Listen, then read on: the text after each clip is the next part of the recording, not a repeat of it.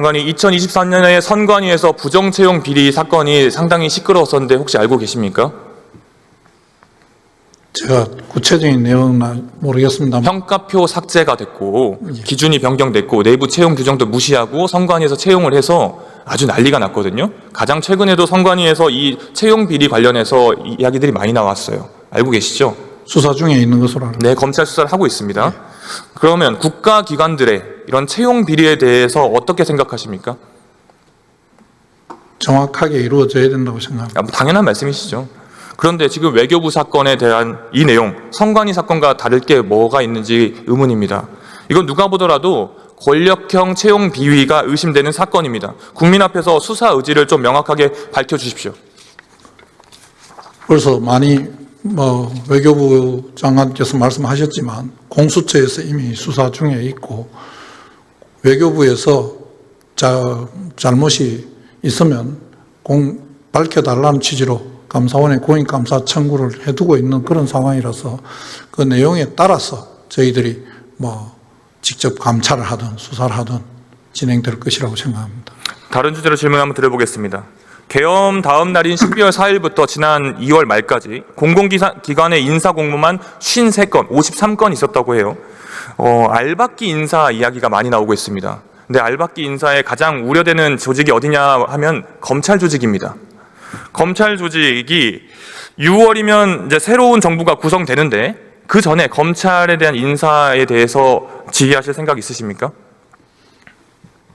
제가 인사의 필요성에 대해서는 항상 장관으로서 고민하고 언제 어떤 방법을 하는 게 좋은지 고민하고 연구하는 것이 장관의 임무라고 생각을 합니다. 검찰 조직 인사를 하다 보면 윤석열과 가깝고 윤석열과 동조했던 검사들이 윤석열을 수사해야 되는 상황이 벌어질 수도 있습니다. 이게 올바른 상황이 아닙니다. 윤석열 수사에 대비한다는 그런 오명을 가지면 안 되지 않겠습니까? 제가 구체적으로 검명하긴 그렇습니다만 친한, 친윤 했던 사람들이 꼭 그렇게 수사를 했는지 어느 한쪽 편을 들어서 수사를 했는지 잘 살펴볼 필요가 있다고 생각을 하고 누구 편이라고 검사가 어떤 정치적 성향을 띠고 수사를 하는 것은 옳지 않다고 생각을 합니다. 그런 일은 없어야 된다고 생각합니다. 꼭 그 말대로 해주시면 좋겠습니다. 장관님, 법무부가 위헌정당 해산심판 청구할 수 있게 되어 있죠? 지난번 한 번 한 것으로 알고 있습니다. 과거 위헌정당 해산 사례를 살펴보면 민주적 기본질서에 위배되는지를 기준으로 해산 여부를 결정을 했었습니다. 이번 윤석열 전 대통령 탄핵심판에서 국회에 군을 투입하고 국회의원 체포 시도하고 중앙선관위 위법적인 압수수색했다는 사실관계가 인정이 됐습니다. 명백한 내란 행위이자 민주적 기본질서에 위배되는 행위입니다.